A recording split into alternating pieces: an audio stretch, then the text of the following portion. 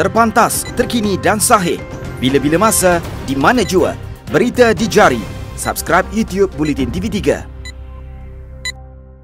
1 Februari anda bersama saya Amir Hakim Lokman dalam Buletin Pagi. Tajuk utama pagi ini. Program 5 Mai inisiatif kepada penduduk wilayah persekutuan. Aung San Suu Kyi ditahan tentera awal pagi tadi.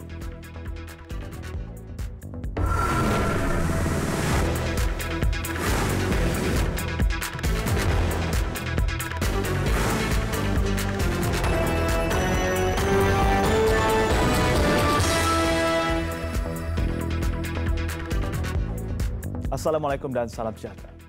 Isu kos sara hidup, kelangsungan hidup dan kemiskinan sentiasa menjadi tumpuan kerajaan terutama ketika penularan COVID-19.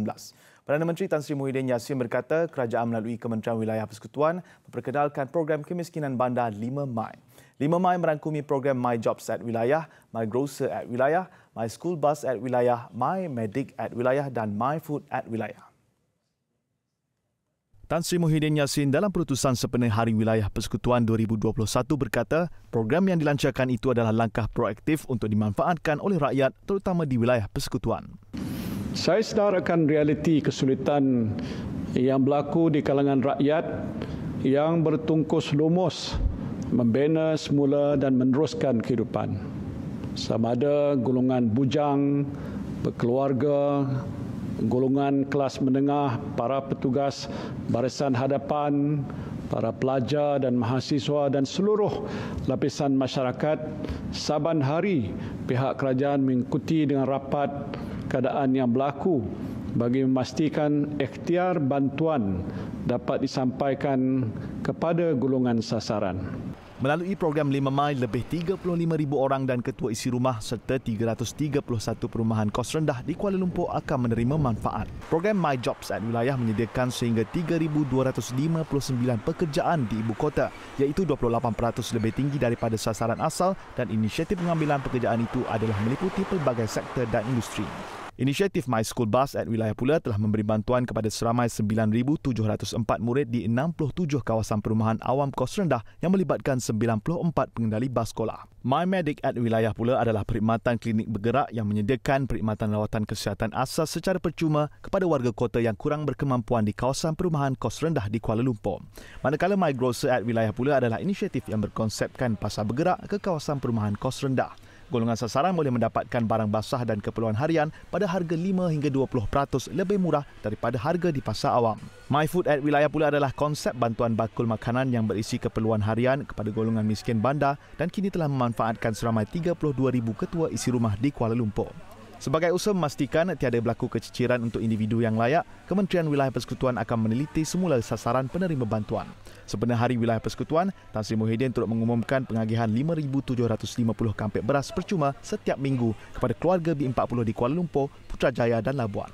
Pengagihan beras itu adalah melalui inisiatif program My Beras at Wilayah yang dijalankan oleh Kementerian Wilayah Persekutuan melalui kerjasama Yayasan Wilayah Persekutuan dan Majlis Perwakilan Penduduk Wilayah Persekutuan. Seorang lelaki dan wanita ditemui lemas apabila kereta dinaiki mereka terbabas ke dalam tasik biru Jalan Kampung Setia, Batu Arang, Selangor. Mangsa pertama yang juga pemandu dikenal pasti sebagai Muhammad Faizal Abu Hassan, 43 tahun, beralamat di Pangsapuri Sri Anggerik 1, Bandar Puchong, Jaya Puchong. Manakala mangsa kedua dikenal pasti sebagai Chong Khamun, 35 tahun, beralamat di Pangsapuri sama. Mayat kedua-dua mereka ditemui selepas 2 jam operasi menyelamat dilakukan di lokasi berkenaan. Pengarah Jabatan Bomba dan Penyelamat Malaysia JPPM Selangor Nur Azam Khamis berkata 9 anggota bersama 2 jentera dari Balai Batu Arang dikejarkan ke lokasi. Sebaik tiba, anggota bertugas dimaklumkan berlaku satu kemalangan membabitkan sebuah kereta Toyota Vios dinaiki 2 individu yang terbabas ke dalam tasik berkenaan. Operasi turut membabitkan anggota daripada Pasukan Penyelamat di Air PPDA berjaya menemui mayat 2 mangsa jam 8:01 malam tadi. Mayat kedua-dua mangsa diserahkan kepada pihak polis untuk tindakan lanjut.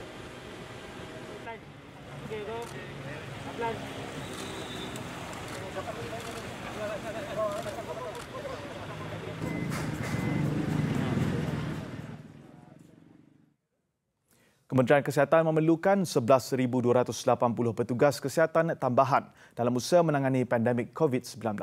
Menterinya Datuk Seri Dr. Adham Baba berkata ia berdasarkan jumlah anggota bantuan yang diperlukan dalam sebulan bagi memastikan operasi kementerian berjalan lebih lancar. Menurut beliau, KKM sudah membuat permohonan kepada Jabatan Perkhidmatan Awam JPA. Dalam keadaan sekarang, pihak JPA mempertimbangkan yang terbaik untuk membantu KKM.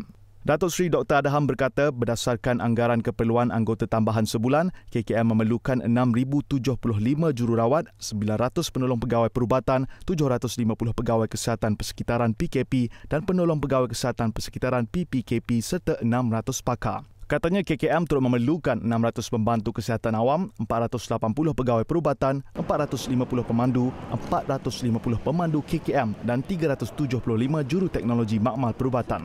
Manakala lain-lain anggota termasuk 150 juru X-ray diperlukan dan masing-masing 75 pembantu perawatan kesihatan dan 75 pegawai farmasi. Sementara itu, timbalannya Datuk Dr. Nur Azmi Ghazali berkata setakat ini 3,591 petugas kesihatan sudah diluluskan. Pengambilan baru itu sedang diuruskan oleh Suruhanjaya Perkhidmatan Awam SPA. Beliau berkata KKM turut memohon penyambungan kontrak pegawai sedia ada dan perkara itu kini dalam pertimbangan JPA. Dalam perkembangan lain, KKM sedang memperhalusi tindakan masa depan dalam menghalang COVID-19 terus menular. Ia dengan melihat usaha bagi meningkatkan kesihatan dengan mengawal pandemik itu dan pada masa sama melihat keperluan pembangunan ekonomi negara. Ketua Pengarah Kesihatan Tan Sri Dr. Nur Hisham Abdullah menjelaskan bukan Perintah Kawalan Pergerakan PKP atau Perintah Kawalan Pergerakan Bersyarat PKPB yang perlu diperdebatkan. Sebaliknya, apa yang penting ialah menjaga prosedur operasi standard SOP sepanjang masa sebagai prasyarat utama mengurang dan memutuskan rantaian COVID-19. Kita faham ada kelonggaran sebab kita kena lihat kepada kesihatan dan juga ekonomi. Jadi dua-dua belah kita kena imbangkan. Jadi macam mana kita nak capai titik iaitu keseimbangan kedua-dua itu yang penting.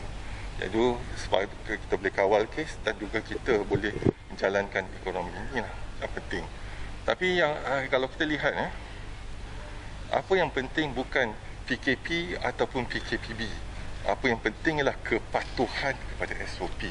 Kalau kita tak ada urusan yang penting, duduk di rumah. Kalau ada urusan yang penting, pastikan kita patuh pada SOP. Beliau berkata demikian selepas melawat Pusat Kuarantin dan Rawatan COVID-19 PKRC di Pusat Tarbiyah Islamiah Kelantan Putik, Pengkalan Cepa, Kelantan semalam.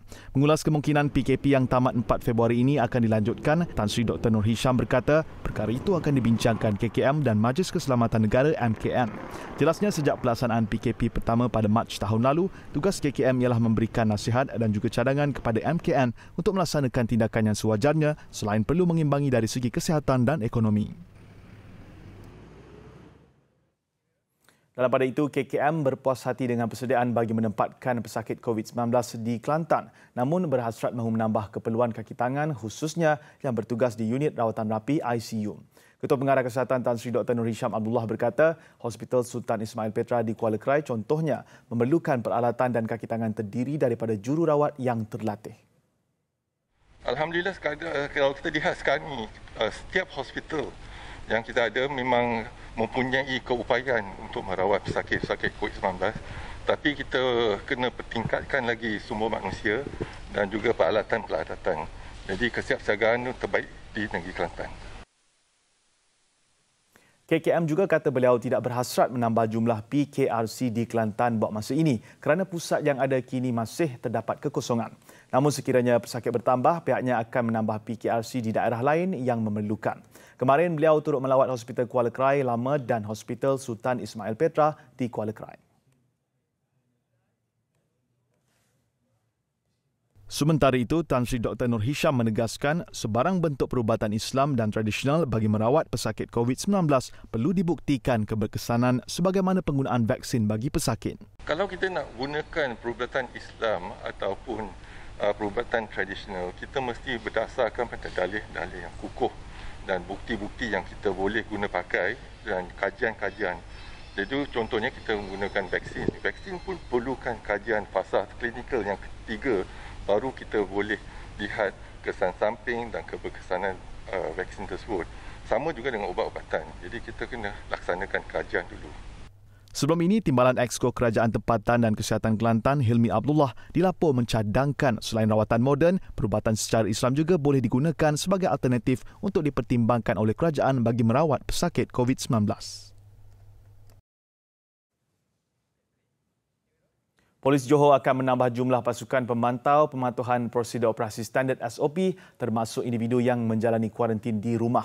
Ketua Jabatan Pencegahan Jenayah dan Keselamatan Komuniti Johor, Senior Assistant Commissioner Al-Zafni Ahmad berkata, keputusan itu dibuat susulan peningkatan mendadak kes COVID-19 di negeri itu. Jadi untuk memastikan mereka ini memenuhi ataupun melaksanakan kuarantin yang betul, pihak kita akan membantu KKM. Kita akan mengadakan spot check. Kita akan mengadakan spot check daripada rumah ke rumah. Beliau ditemui selepas meninjau sekatan Jalan Raya SJR sekitar Johor Bahru semalam. Pihaknya menyasarkan menambah pasukan pematuhan SOP kepada 250 pasukan di negeri itu dalam masa terdekat. Polis Johor juga mempertingkatkan pemeriksaan di 54 SJR di seluruh negeri bagi mengekang cubaan rentas negeri dan daerah serta kesalahan lain.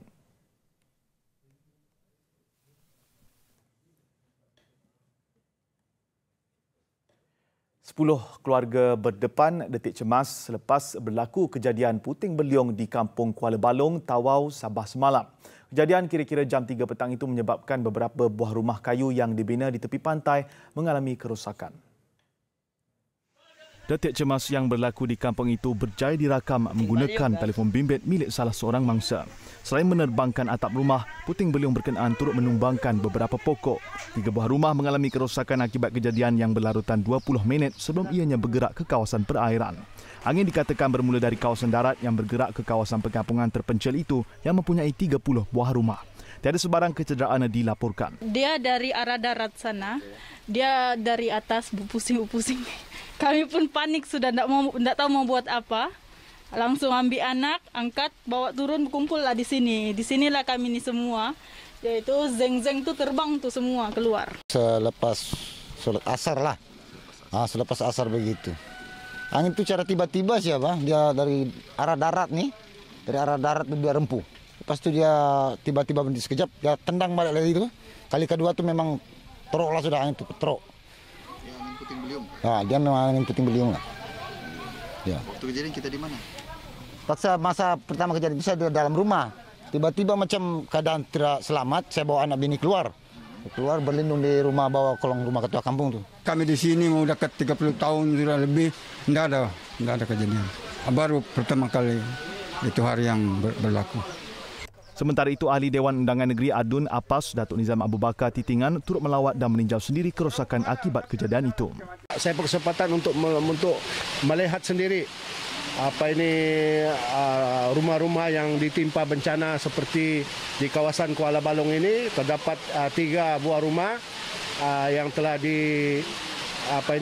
dilanda oleh angin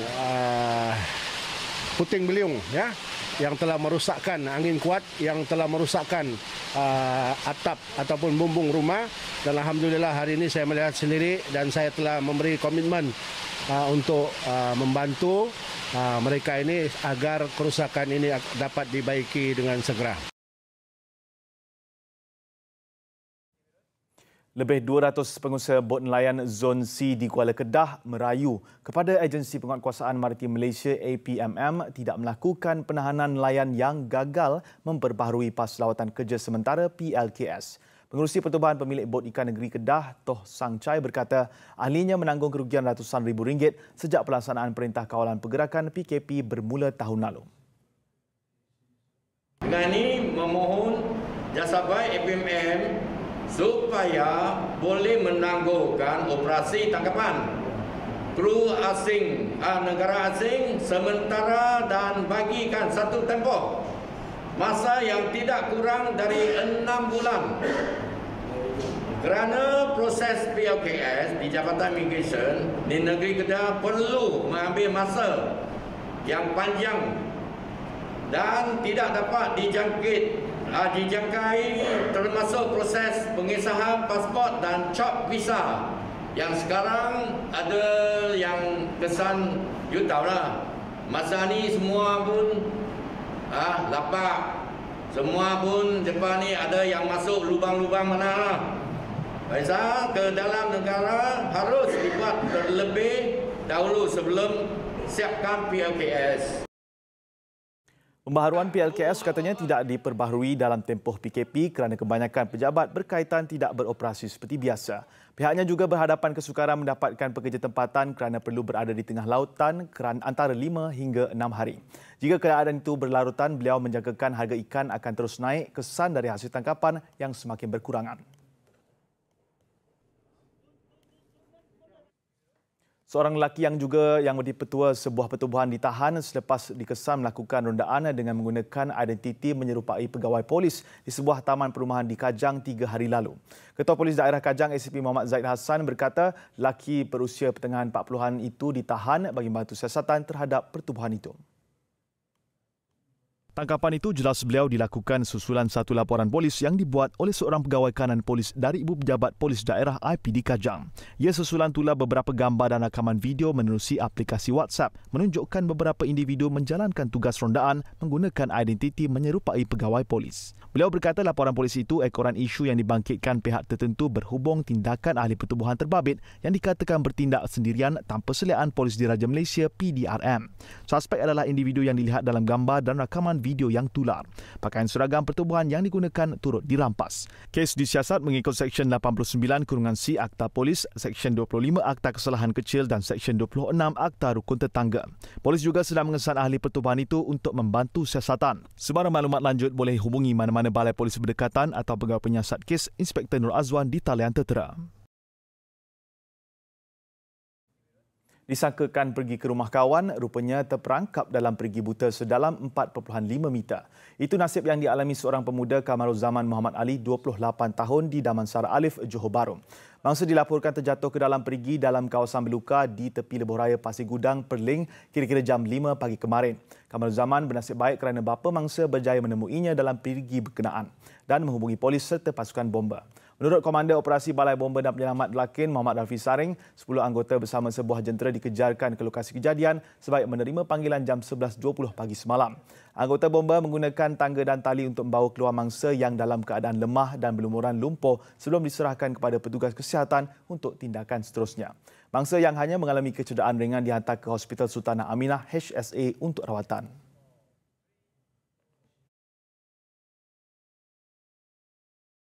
Besar impaknya. Laris lepas hasilnya. Pantas menampilkan prosiding ini secara dalam keuangan maya. Berita di jari. Subscribe YouTube Bulletin TV3. Luar negara. Pemimpin Myanmar Aung San Suu Kyi bersama Presiden Win Myint dan pegawai atasan kerajaan yang lain telah ditahan awal pagi tadi. Kesemuanya diberkas dalam satu serbuan oleh pihak tentera berikutan ketegangan yang semakin memuncak di antara pihak kerajaan dan tentera. Ia rentetan keputusan pilihan raya November tahun lalu yang dipercayai dicemari penipuan. Awal minggu ini, pihak tentera memberitahu rampasan kuasa tidak dapat diketepikan sekiranya terdapat penipuan dalam pilihan raya November lalu. Suruhanjaya Pilihan Raya Myanmar dalam pada itu menolak dakwaan penipuan yang akhirnya memberi kemenangan mutlak kepada Parti Pimpinan Suu Kyi, Liga Demokrasi Nasional NLD dengan 346 kursi. Sementara parti yang disokong tentera, Parti Kesatuan Perpaduan dan Pembangunan USPD, hanya memperoleh 25 kursi.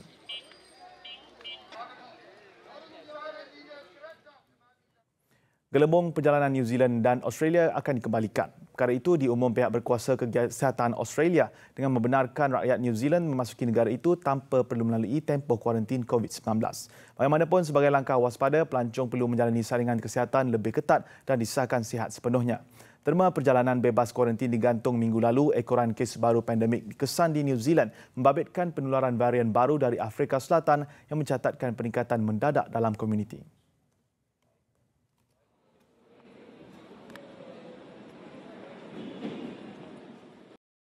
Besar impaknya. Laris lepas hasilnya. Pantas menampilkan prosiding ini secara dalam keuangan maya. Berita di jari. Subscribe YouTube Bulletin TV3. Laporan sukan. Hari ini merupakan hari penuh berdebar buat legenda skuas negara Datuk Nicol Ann David sama ada beliau bakal dinobatkan sebagai atlet terunggul sepanjang zaman ataupun tidak. Ia berikutan sesi undian bagi gelaran The World Games Greatest Athlete All Time yang dibuat secara dalam talian bermula 20 Januari lalu akan berakhir tepat jam 9 malam ini waktu Malaysia. Ketika ini, Datuk Nicol masih selesa mendahului 23 calon lain dengan jurang undian besar.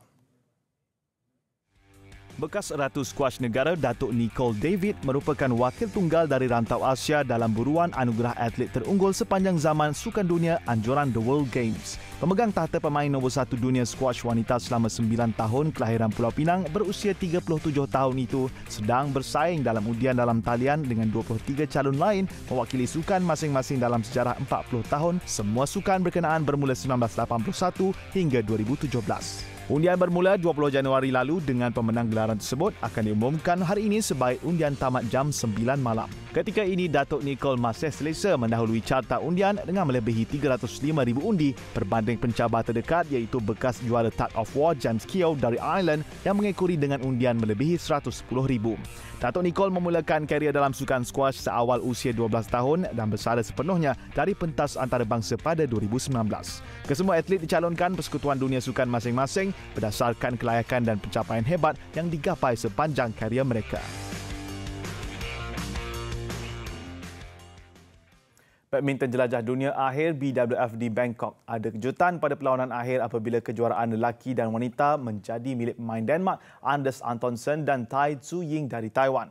Kedua-dua pemain berkenaan mengejutkan pilihan juara Victor Axelsen dan Carolina Marin yang mendominasi dua pertandingan terbuka Thailand sebelum itu. Pada perlawanan akhir, Victor Axelsen yang menjuarai Yonex terbuka Thailand dan Toyota terbuka Thailand selang seminggu lebih dianggap pilihan. Bagaimanapun, rakan senegara Anders Antonsen nyata lebih bersedia pada pertarungan ini. Mengheret permainan sehingga ke set penentuan, Antonsen yang juga pemain ranking ketiga dunia itu lebih unggul memenangi aksi 21-16, 5-21, 21-17 selepas bertarung selama 1 jam. Kemenangan ini membolehkan Antonsen menyamakan rekod kemenangan ke atas Axelsen dengan kedua-dua pemain itu kini terikat 3 sama. Juga cemerlang di perlawanan akhir adalah pemain Taiwan Tai Tzu Ying. Dia menafikan kekentalan lawannya dari Spanyol Carolina Marin untuk mengungguli kejuaraan buat kali ketiga.